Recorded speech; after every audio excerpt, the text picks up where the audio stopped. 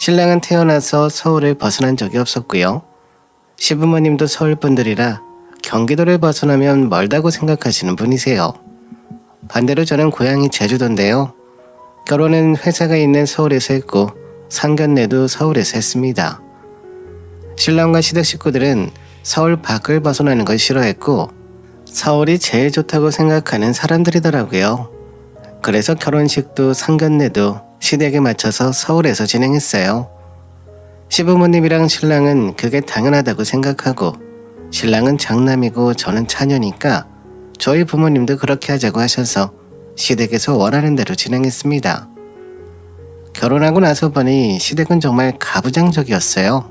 그리고 신랑에게 바라는 것들도 정말 많았습니다. 장남이니까 이렇게 해야 한다 하면서 저에게도 은근 강요를 많이 하셨어요. 정말 많은 일들이 있었지만 첫 명절에 있었던 일을 아직도 기억합니다. 시어머니는 저에게 내가 장녀인 거 알지? 우리 부모님들 돌아가시고 내 동생들이 다 우리 집에서 모여. 네가 첫며느리니 인사도 드려야 되고 음식도 도와야 되니 친정집에는 다음에 가렴. 그리고 제주도는 너무 멀잖아. 명절에 갔다 오기에 너무 먼 곳이니 앞으로도 명절에는 못 간다고 생각해. 결혼하고 나서 첫 명절 시이모님들 오신다고 시어머니가 가지 말라 하시더라고요. 시어머니는 딸 6명 집의 장녀였고 우리 신랑은 장남이었습니다. 그리고 신랑은 시어머니의 자랑이었죠. 시이모님도 첫 조카인 신랑에게 관심이 많았고요.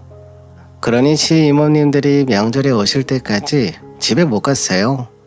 한 번에 다 오시는 게 아니라 명절 오후에 한 분이 오시면 다음날에 또 다른 시어머님이 오시고 저는 상만 10번을 차렸습니다. 자기야, 어머니가 명절에 비행기값 비싸다고 가지 말라 하시는데 이번에는 첫 명절이니 그렇다 쳐도 다음엔 나도 명절에 친정 갈 거야. 나도 명절이라 돼야 집에 가는데 명절에 여행 가는 사람들도 많고 공항도 복잡하고 비행기 타고 왔다 갔다 하기 너무 멀잖아. 다음에 금요일에 반차 쓰고 갔다 오자. 명절에는 움직이지 말고 사람 많은 곳도 가기 싫고 제주도까지 가는 과정이 너무 복잡하잖아. 갔다 오면 출근은 어떻게 하냐? 하는 겁니다. 사실 평소에 비해 명절에는 여행 다니는 사람들이 많다 보니 표 구하는 것도 힘들었어요. 그리고 가격도 평소의 3배 이상이다 보니 저도 우기질 못했습니다. 이때는 몇 달 뒤 휴가 때 길게 갔다 와야지 생각을 했어요. 당연히 신랑도 휴가 때는 길게 쉬니까 같이 가줄 거라고 생각했죠. 여보, 이번 휴가 때 친정에 가자. 당신 제주도 한 번도 안 가봤다며.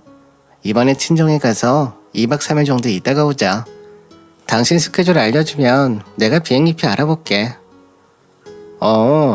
이번 휴가 우리 대학 동기들 부부 동반으로 대만 간다고 말했잖아. 거기 갔다 오면 돈도 없고 휴가 중간에 가는 거라 더 이상 연차 사용하기도 힘들어. 그러니 다음에 가자. 알았지? 아님 장인 장모님한테 서울로 여행 오시라 그래. 직장 다니는 우리가 움직이기보다는 두 분이 오시는 게 낫잖아. 그거 여행 안 가고 제주도 가면 안 돼? 남들 휴가로 제주도 많이 가는데 우리 가면 숙박도 다 해결되고 엄마가 해준 밥 먹고 제주도에서 여행 좀 하다가 오면 되잖아. 제주도 가는 비행기 값이면 해외여행을 가는데 왜 한국에 있어? 해외를 가지. 친구들이랑 다 이야기 끝난 상황이니까 이번에는 그냥 가지 말자. 신랑은 제주도 하는 돈이면 해외여행 간다고 하면서 친구들이랑 다 약속했으니 못 간다고 했어요. 저는 친정에 가고 싶었으나 신랑이 마음대로 휴가지를 정해버리고 예약까지 했다고 하니 더 이상 할 말이 없었습니다. 아무래도 거리가 있다 보니 자주 갈 수가 없었죠. 부모님도 마찬가지셨고요. 사실 저는 직장 생활하면서도 남편이랑 연애하면서도 2달에 한 번은 제주도에 내려갔습니다. 제 돈으로 제가 집에 가는 거라 눈치 보지 않고 내려갔죠. 하지만 결혼하고 나니 친정에 가는 것도 눈치가 보이더라고요. 제주도는 사실 당일치기로 갔다 올 거리는 아니었으니까요. 결혼 전에는 늘 금요일에 월차를 쓰고 내려가곤 했거든요. 휴가 때도 못 내려가서 서운했는데 친정오빠에게 전화가 온 겁니다. 이번에 우리 딸 돌잔치 하는데 올 수 있어? 예약하다 보니 토요일 점심으로 했는데 이서방이랑 이야기해보고 한번 내려와. 결혼하고 나니 얼굴 보기 힘든 것 같아. 알았어 오빠. 이번에는 내려가야지. 알았어 내려갈게. 비행기표 나오면 알려줄게. 친정오빠네 돌잔치에 가자고 신랑에게 얘기했습니다. 그 시기가 저희 프로젝트 시작일이라 월차 사용은 힘들 것 같아서 그냥 토요일 첫 비행기를 타고 내려가려고 준비를 했어요. 그러자 신랑은 왕복 비행기 값이 50만 원이 넘어. 그냥 그 돈 돌잔치 축의금으로 드려. 그게 더 남는 거야. 주말에는 좀 쉬자. 언제 왔다 갔다 해. 토요일 12시 돌잔치면 새벽부터 비행기 타야 되잖아. 나 주말 말고는 쉬는 시간도 없어. 그럼 나 혼자서라도 갔다 올게. 당신은 서울에 있어. 나도 아기 얼굴도 보고 싶고 친정에도 가고 싶단 말이야. 뭔 소리야. 네가 혼자 친정에 가면 부모님이 뭐라고 하시겠어. 그냥 축의금 넉넉히 넣어드리고 선물 하나 사서 보내드려. 너도 월요일에 월차 못 쓰면 겨우 24시간 있으려고 제주도까지 간다는 거야? 그건 아니지. 그래서 결국 제주도에 못 내려갔습니다. 친정오빠한테 정말 미안했어요. 저에게는 하나뿐인 오빠였고 첫 조카였습니다. 그런데 말이죠. 저한테는 제주도가 멀어서 못 간다고 한 신랑이 그 다음 주에 시어머니 모시고 부산까지 운전해서 간다고 하는 겁니다. 이번에 셋째 이모 딸이 결혼해서 부산에 가야 돼. 엄마 모시고 우리 차로 움직일 거야. 부산까지 간 김에 하루 자고 오자. 이모가 방 잡아주신대. 그러니까 당신도 그렇게 알고 준비해. 아니 부산까지 주말에 운전해서 가면 6시간은 걸릴 텐데 그냥 당신이랑 어머니랑 기차 타고 가면 되지. 당신 차 운전 오래 하는 것도 움직이는 것도 싫어하잖아. 엄마가 미용실도 가야 되고 한복도 들고 가야 된다고 무조건 차로 가자고 하시네. 그리고 부산까지 간 김에 엄마 모시고 하루 놀다가 오지 뭐. 하는 겁니다. 사실 비행기 타고 간다면 제주도가 훨씬 더 가까운 거리였어요. 부산까지 운전해서 가는 시간이나 비행기 타고 가는 시간이나 비슷한데 제주도는 해외여행 가는 것처럼 멀어서 안 된다고 계속 이야기하면서 부산에 가는 거는 아주 즐겁게 가더라고요. 사실 이때도 정말 서운했어요. 사실 부산까지의 기름값에 가서 사용하는 돈까지 생각하면 제주도 갈 수 있는 돈과 시간이었는데 비행기를 탄다는 이유로 늘 멀어서 못 간다고 이야기하던 신랑이 미웠습니다. 그렇게 한 달이라는 시간이 지났고요. 맞벌이 생활을 하며 2주에 한 번은 시댁에 갔다 오고 하니 시간이 정말 잘 가더라고요. 그리고 어머니 생신 전날 오빠에게 전화가 왔습니다. 엄마가 쓰러지셨어. 아무래도 너도 알고 있어야 될 것 같아서 전화했어. 별일 없으면 이서방은 못 내려오더라도 너는 내려와야 되지 않을까 싶어서 그래서 전화했어. 알았어 오빠. 내가 비행기 알아보고 다시 전화 줄게. 엄마는 수술 들어가신 거야? 경과 틈틈이 알려줘. 친정엄마가 반일하다 쓰러졌다는 전화를 받고 급하게 제주도로 내려가려고 했습니다. 저는 당연히 신랑도 갈 줄 알았고요. 근데 신랑은 저를 보자마자 내일 생신이라고 우리 집에 다 모이기로 했는데 네가 빠지면 어떡하라고. 음식은 누가 해. 당장 돌아가시는 것도 아닌데 제주도까지 꼭 가야겠어? 병원에 가셨고 정말 상태가 안 좋다고 하시면 그때 다시 이야기하자 하는 겁니다. 거기에 시어머니도 말씀드렸더니 아니 니들 결혼 후 첫 생일이라고 시이모들에게도 오라고 다 말해놨는데 네가 지금 제주도 간다고 하면 어떡하니? 당장 친정엄마가 돌아가시는 것도 아니잖아. 그렇게 가고 싶으면 생일상이라도 다 차려놓고 가.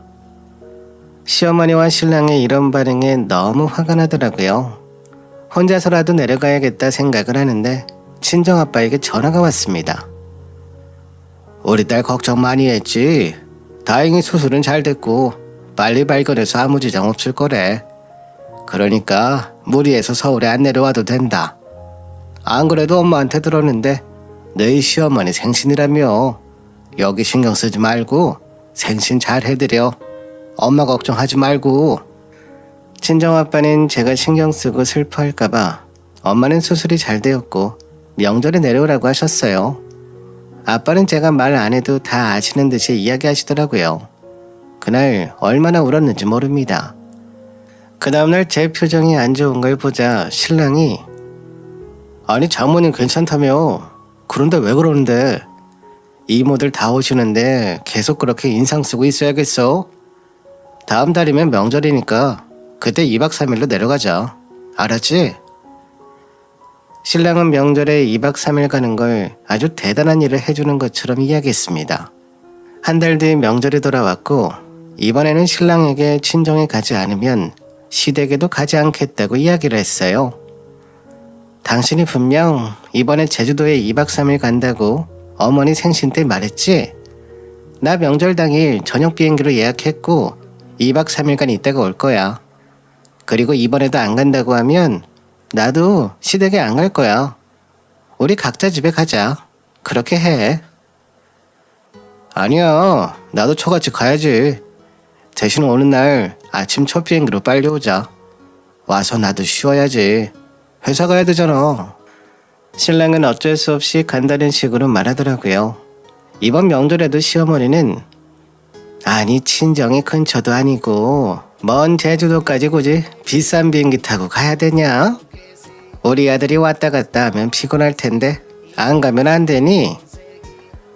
어머니, 며느리가 시댁에 오는 것처럼 사위도 가야죠.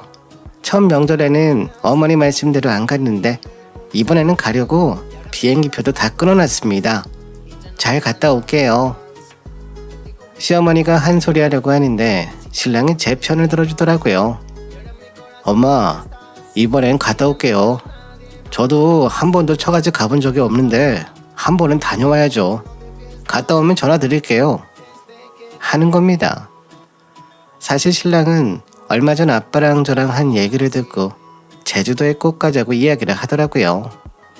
이틀 전 저희 친정아빠한테 전화가 왔을 때였어요. 딸, 아빠가 이번에 땅 정리하면서 지인들한테 땅 좀 샀어. 이번에 오면 같이 보러 가자. 그래요. 이번에는 이서방이랑 같이 내려갈게요. 걱정하지 마세요.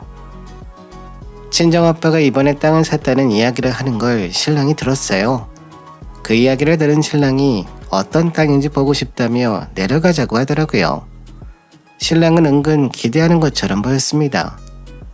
명절 제사도 다 차리고 저녁 시간에 비행기를 타기 위해 나갈 준비를 했어요. 아침 차리고 제사 준비하고 점심까지 다 차리고 치우고 나왔는데 시어머니는 꼭 가야겠냐고 시이모들 오면 인사하고 가라고 하시더라고요. 1시간 뒤면 이모들 올 건데 오면 인사는 하고 가야지. 이렇게 일찍 갈 필요가 있어? 어머니, 지금 오후 5시고요. 7시 비행기 타려면 지금 가야 돼요. 더 늦은 비행기표도 없고요. 저도 이제 친정 가야죠. 비행기라서 놓치면 못 내려간다고 하자 시어머니는 계속 못마땅해 하면서 가라고 하시더라고요. 그러면서 앞으로 명절에는 친정에 가지 말라고 하시면서 화를 내시는 겁니다. 제가 너무 어이가 없어서 무슨 말을 해야 될지 생각하고 있는데 신랑이 나섰습니다. 엄마, 우리 이제 진짜 가야 돼. 우리 와이프도 자기 집 가야지. 나도 제주도는 처음 가보는데 잘 갔다 올게요. 하지만 이번에는 신랑이 웬일로 친정에 가자고 하면서 내 편을 들어주더라고요. 신랑은 아빠가 산 땅에 관심이 많았습니다. 친정아빠랑 전화로 끊은 날부터 제주도 펜션을 검색하고 제주도 땅값을 검색하면서 어떤 땅일까 혼자서 상상을 하더라고요. 신랑은 늘 노후에 펜션 하나 지어서 살고 싶다는 이야기를 많이 했어요. 너무 복잡한 서울 생활을 정리하고 돈만 있다면 바다가 보이는 곳에 집을 짓고 살고 싶다고 말이죠. 명절 당일 처음으로 신랑이랑 제주도 친정에 도착했습니다. 친정집은 할아버지 때부터 살던 노후된 주택이었어요. 신랑은 제주도 집은 다 펜션 같은 주택일 거라 생각했는지 친정의 노후된 주택을 보고는 한숨을 쉬더라고요. 아니 제주도 집이라고 해서 펜션 같은 곳이라 생각했는데 정말 지은 지 100년은 되어 보이는데 정말 여기가 당신 집이야? 이거 벌레 나오는 거 아니야? 아니야. 할아버지 때부터 살던 집이라서 그래.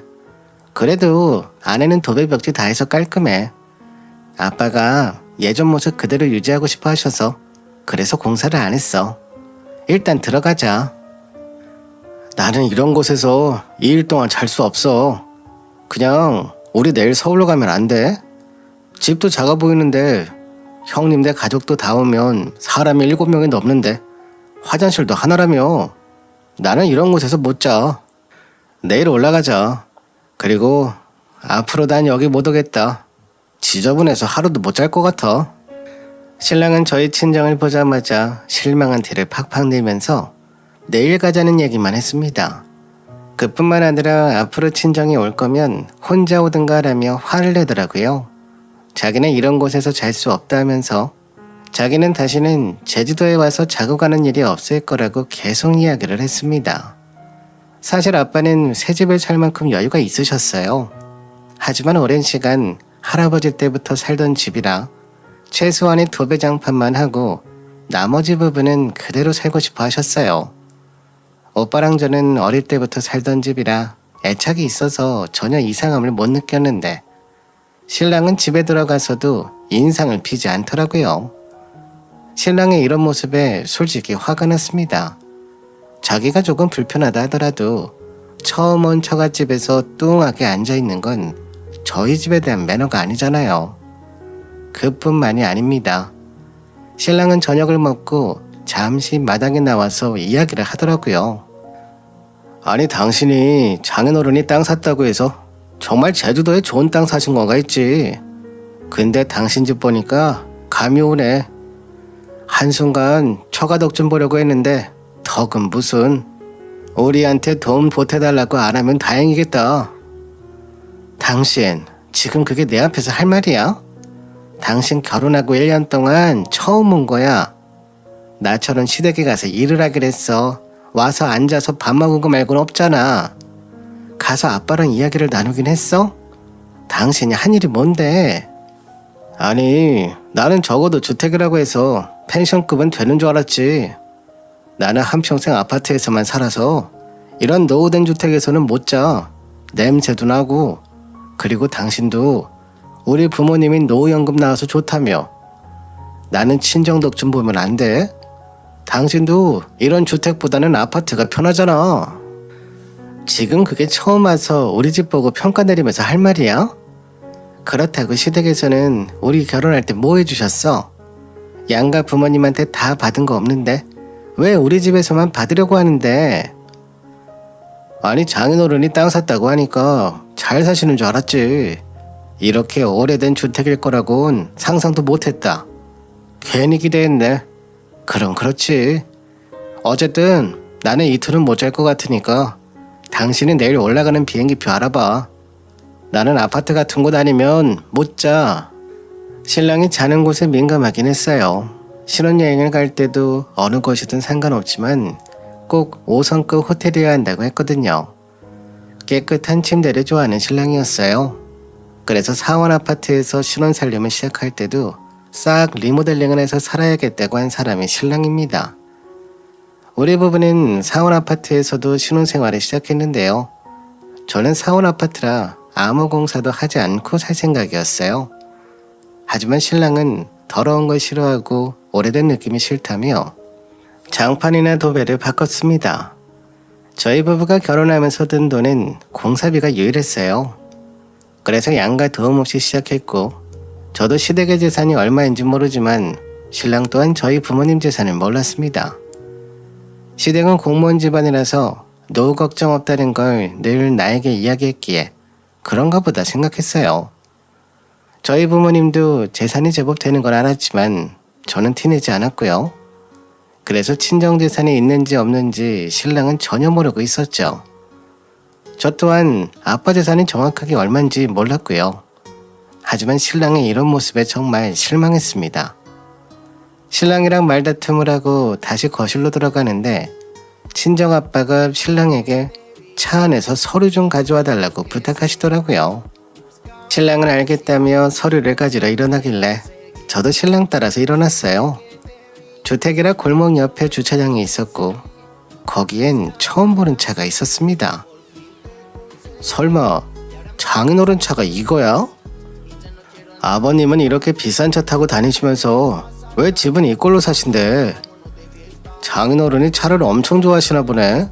이 비싼 차를. 사실 저희는 공항에서 택시를 타고 왔고 저도 아빠가 새 차를 샀다는 이야기만 들었지 아빠의 새 차를 본 건 처음이었어요. 신랑은 서류는 안 찾고 계속 차 구경을 하더라고요. 와, 나 내일 이 차 한번 운전해봐도 돼? 나 이거 사고 싶었는데 아버님은 무슨 돈으로 이 차를 사신 거래? 다 대출 내셔서 산 거 아니야? 나도 모르지. 나 결혼하고 처음 내려온 건데 나도 이 차 처음 봐. 당신이 궁금하면 물어보던가. 운전석 옆에 서류 있으니까 들고 내려. 신랑은 서류를 찾으면서 서류를 읽어보더라고요. 10분이 지나도 신랑이 차에서 내리지 않자 신랑에게 화가 나더라고요. 당신 왜 차에서 안 내려? 아빠가 가져다 달라고 했잖아. 빨리 가져다 드려야지. 왜 계속 차에 앉아 있는 건데? 어서 내려. 집에 가자. 남편은 제 이야기는 듣지도 않고 서류만 보고 있더라고요. 그래서 제가 서류 봉투를 뺏어버리고 남편에게 나오라고 한마디 했더니 남편이 제 팔을 붙잡으며 이상한 소리를 하는 겁니다. 당신, 이 사실 알았어? 당신 이름으로 펜션 있다는 거 알았냐고? 장인어른이 당신 이름으로 땅이랑 다 해놓으셨어. 당신 진짜 몰랐어?